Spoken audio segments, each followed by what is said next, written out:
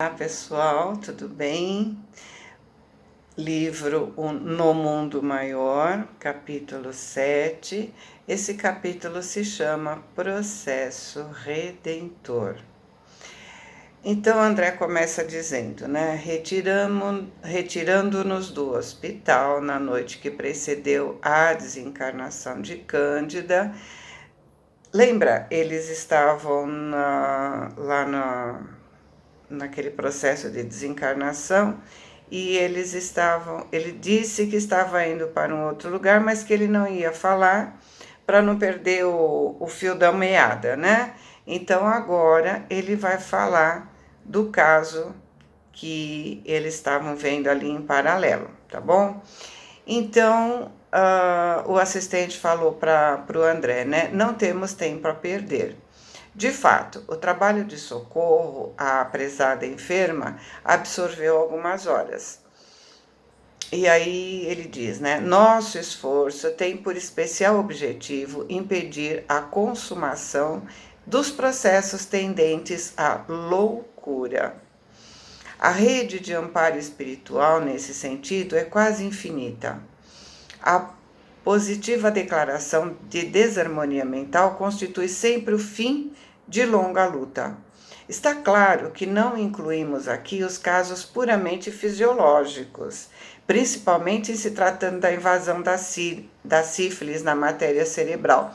Lembra, na época do André Luiz, tinha muita sífilis, né? E aí atingia a matéria cerebral e a pessoa enlouquecia, um dos graves sintomas da sífilis, né? Lembremos nos dramas íntimos das personalidades prisioneira da introversão, aquelas pessoas muito tímidas, né, que não se abrem, não falam nada, se fecham, né?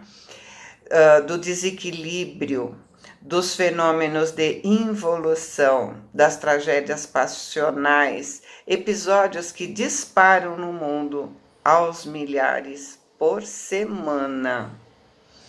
Nas esferas imediatas à luta do homem comum, onde nos encontramos, são inúmeras as organizações socorristas dessa natureza. É imprescindível amparar a mente humana na crosta planetária, em seus deslocamentos naturais. A vasta escola terrestre exige incessante e complexa colaboração espiritual.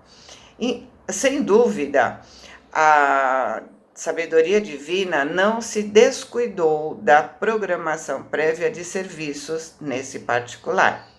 A ciência se encarregou de superintender o desdobramento harmonioso dos fenômenos ligados à zona física e se incumbiu a filosofia de acompanhar essa mesma ciência, enriquecendo seus valores intelectuais.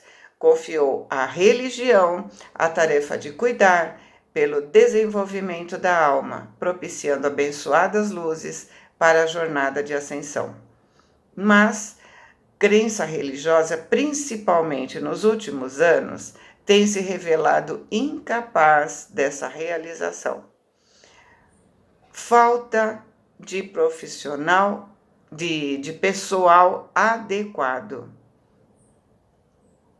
Enquanto a edificação científica no mundo se apresenta como árvore gigantesca, abrigando em seus ramos repletos de teoria e raciocínios as inteligências encarnadas, a religião, subdividida em numerosos setores, dá a ideia de erva raquítica a definhar no solo. O amor divino, porém, não ignora os obstáculos que sobrecarregam os círculos da fé.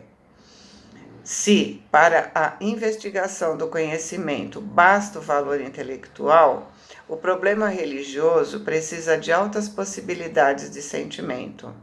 A primeira requer observação e persistência, mas a religião implica vocação para a renúncia.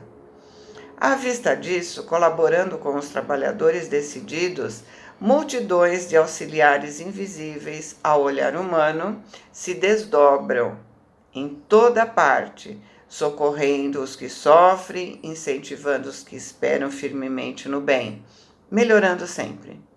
Nosso esforço, portanto, em torno da mente encarnada é extenso e múltiplo. É preciso admitir que, para o programa, dá motivo a preocupações e também fonte de prazer. Experimentamos o contentamento dos irmãos mais velhos, capazes de prestar auxílio aos mais novos. Indiscutivelmente, somos, em humanidade, uma só família. Verificando pausa natural, os esclarecimentos de Calderaro, eu perguntei curioso: como se opera a administração de tais auxílios? Indiscriminadamente? Não. O senso de ordem preside as nossas atividades em todas as circunstâncias. Quase sempre é força intercessória, ou seja, a força daquele que pede, daquele que ora, né?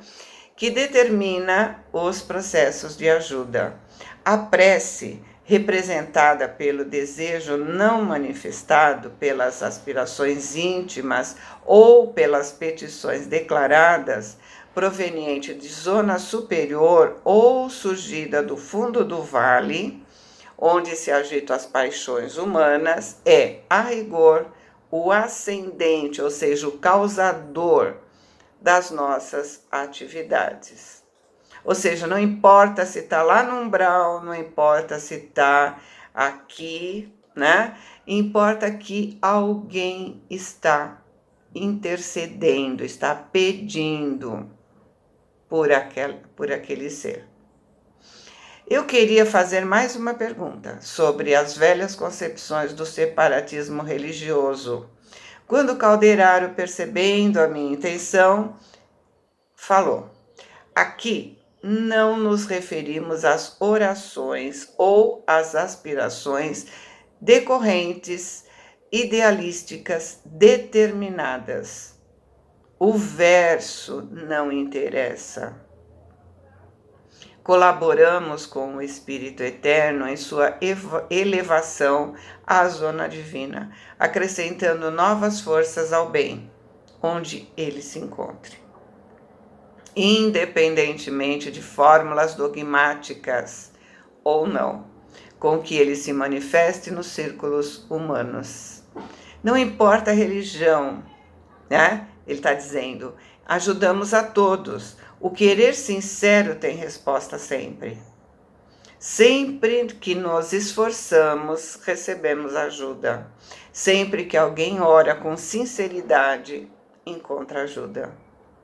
Mesmo que seja aquela oração repetida, porque a pessoa não sabe fazer diferente, né? Ela encontra ajuda, se for sincera. Vocês já ouviram falar, né, que alguns espíritos já comentaram isso, que existe mais fé, mais sinceridade num hospital do que numa igreja. Porque normalmente a igreja a pessoa vai por obrigação. E no hospital, não, ela está rezando com sinceridade, querendo realmente que aquela pessoa melhore. Então, é essa intenção que é o pedido de ajuda. Então, nosso problema não é favoritismo, mas de espiritualidade superior, a favor da união dos valores substanciais, em favor da vida melhor.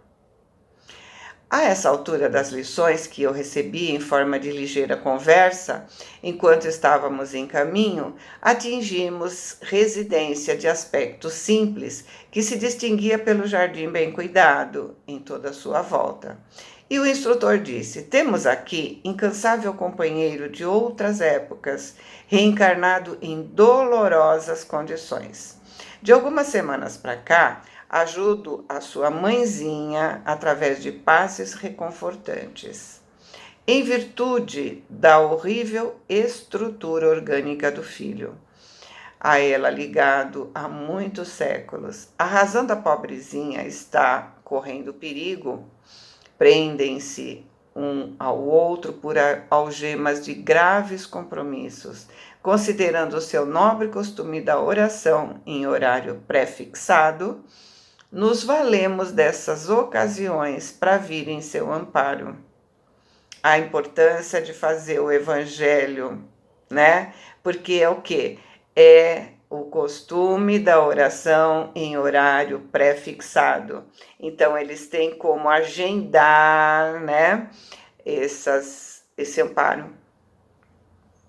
Admirando a ordem instituída para os afazeres do nosso plano e que transparecia nas mínimas ações, silenciosamente acompanhei Calderaro ao interior doméstico.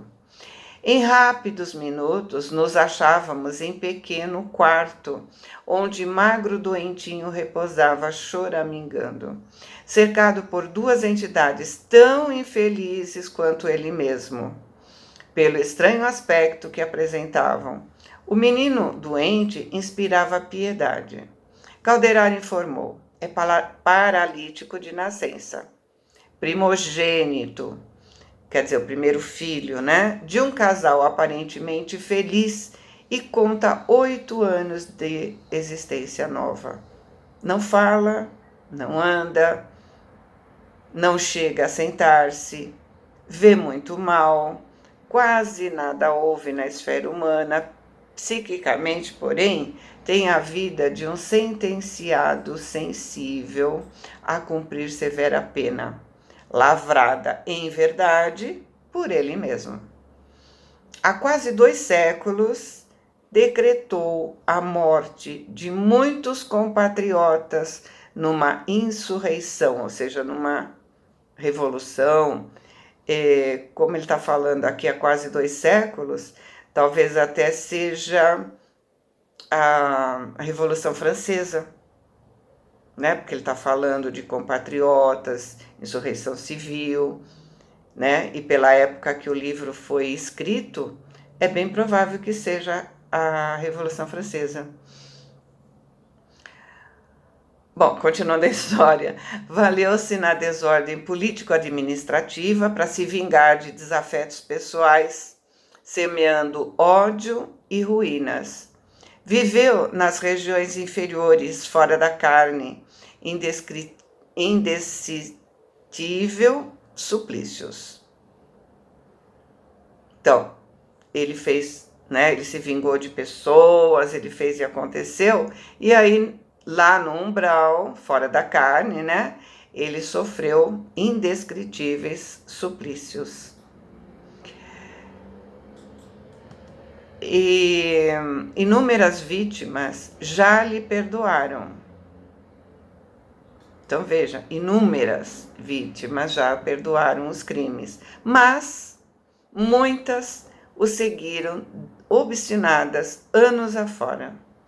O bando, que era muito grande, foi diminuindo aos poucos, porque eles foram entendendo, né, e deixaram de persegui-lo, né? Foram evoluindo. E até hoje, né, até que se reduziu a 2 inimigos, que são esses 2 que estão com ele agora, né? Hoje, em processo final de transformação. Com as lutas amargamente vividas e sofrimentos infernais, o desgraçado se preparou para essa fase conclusiva de resgate. Conseguiu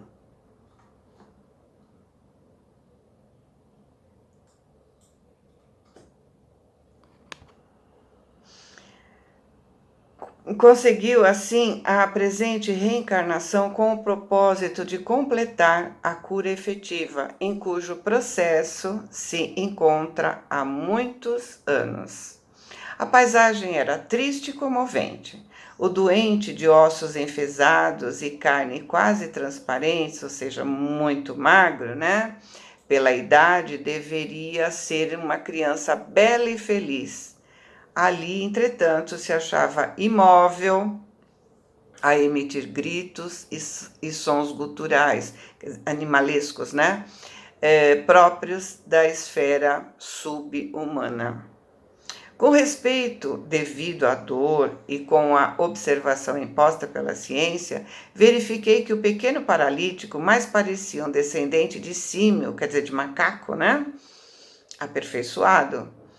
E Calderaro explicou: sim, o espírito não retrocede em hipótese alguma, mas as formas de manifestação podem sofrer degenerações, de modo a facilitar os processos regenerativos.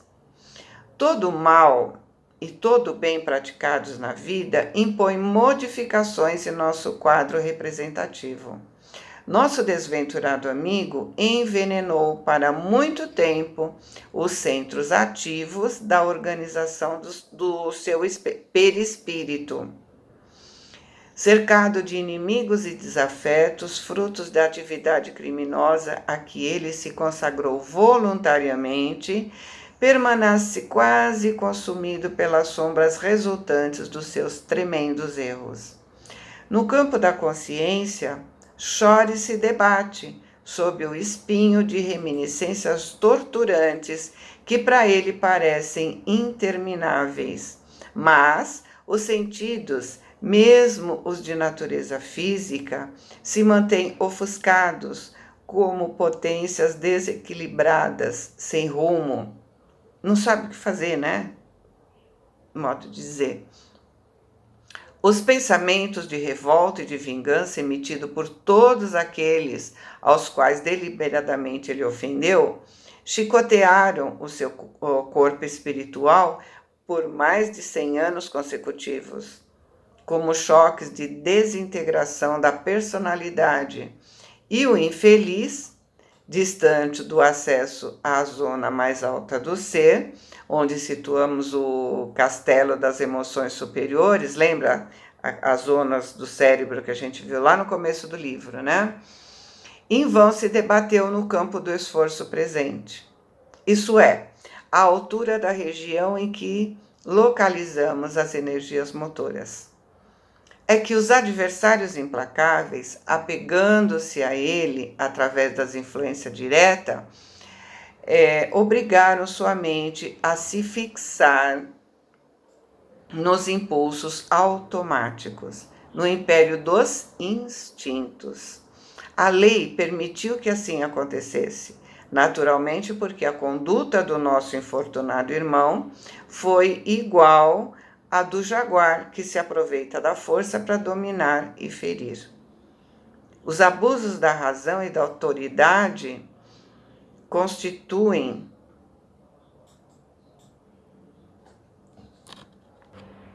Gente, desculpa, o telefone não tocando em hora errada.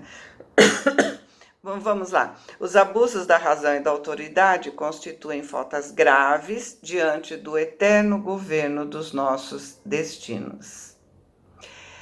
O estimado assistente me olhou muito lúcido e perguntou: compreendeu, André? Como queria que eu fosse suficientemente esclarecido, ele ainda acrescentou: espiritualmente, este pobre doente não regrediu, mas o processo de evolução que constitui um serviço de espírito divino através dos milênios, efetuado para o glorioso destino, foi por ele mesmo, esse menino, né? Zombado, desprezado, atrasado. Semeou o mal e agora está colhendo o que plantou. Traçou audacioso plano de extermínio, se valendo da autoridade que o Pai lhe deu. Concretizou o deplorável projeto e sofre as consequências naturais de modo a se corrigir. Já passou a pior fase. Agora já se afastou do maior número de inimigos, se aproximou do amoroso coração materno, que o auxilia a se refazer ao término de longo curso de regeneração. Reparando a estranha atitude dos infelizes desencarnados que o seguiam, eu pretendia perguntar alguma coisa relativamente a eles, quando o Calderaro veio ao encontro dos meus desejos e falou: também os míseros perseguidores são duendes do ódio e da vingança, como o nosso enfermo. É um sobrevivente do crime. São náufragos na derradeira fase da salvação. Após enorme massacre no mar da vida, onde se perderam por muitos anos, por serem incapazes de usar a bússola do perdão e do bem. Porém, se aproximam do porto socorrista. Voltarão ao sol da existência terrestre por intermédio de um coração de mulher que compreendeu com Jesus o valor do sacrifício. Em breve, André, de acordo com o programa Redentor já traçado, ingressarão neste mesmo lar na qualidade de irmãos do antigo adversário. E quando entrelaçarem as mãos sobre ele, consumindo energias por ajudá-lo, assistidos pela ternura da mãe amorosa e justa, beijarão o velho inimigo com imenso afeto. As negras algemas do ódio se transformarão em imaculados vínculos de luz, nos quais resplandecerá o amor eterno. Chegado esse tempo, a força do perdão restituirá nosso doente à liberdade. Largará ele, como um pássaro feliz, esse mirrado corpo físico, sufocante prisão do crime e suas consequências, onde se debateu por quase 2 séculos.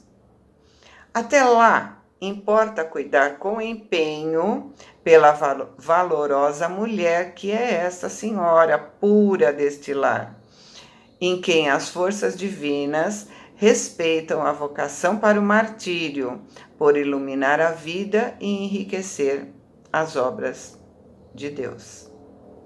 Mal Calderaro terminou as explicações quando um dos carrascos desencarnados se moveu e tocou o cérebro do doentinho com a mão. O assistente me recomendou que examinasse os efeitos desse contato. Extrema palidez e enorme angústia transpareceram no semblante do paralítico. Notei que a infeliz entidade emitia através das mãos linhas negras de substância semelhante ao piche, as quais atingiam o encéfalo do pequeno, acentuando as suas impressões de pavor. Dirigiu ao assistente um olhar interrogativo e Calderaro informou: se o amor emite raios de luz, o ódio arremessa estiletes de treva. Nos lobos frontais, recebemos os estímulos do futuro. No córtex motor, abrigamos as sugestões do presente. E no sistema nervoso, propriamente dito, arquivamos as lembranças do passado. Nosso pobre amigo está sendo bombardeado por energias destrutivas do ódio na região dos serviços presentes.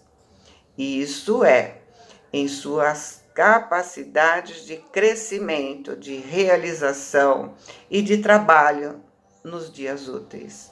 Essa situação, derivante da culpa, o força a descer mentalmente para a zona de reminiscências do passado, lembranças do passado, né? Onde o seu comportamento é inferior, raiando pela semi-inconsciência dos estados evolucionários primitivos, ou seja, quase parece um bicho, né?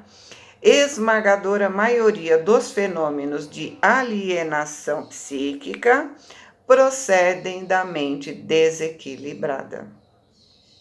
Repara o cosmo orgânico. O doentinho da aflição em que se mergulha passou as contorções, evidenciando todos os característicos de idiotia clássico. Os órgãos revelavam agora estranhos deslocamentos. O sistema endócrino mostrava indefiníveis perturbações. Compadecido, o instrutor se inclinou sobre o doente e esclareceu: os raios destrutivos alcançam sua zona motora, comprovando a paralisação dos centros da fala, dos movimentos, da audição, da visão e do governo de todos os departamentos glandulares. Na verdade, essa dolorosa situação se tornou crônica, ou seja, duradoura, pela repetição dessa ocorrência milhares de vezes, em quase 200 de anos. Fez intervalo significativo e continuou. Examina a conduta do enfermo, fixando a mente na extrema região dos impulsos automáticos, no gânglio basal, né? Seu padrão de comportamento é efetivamente subhumano. Volta a viver estados primários dos quais a individualidade já emergiu há muitos séculos.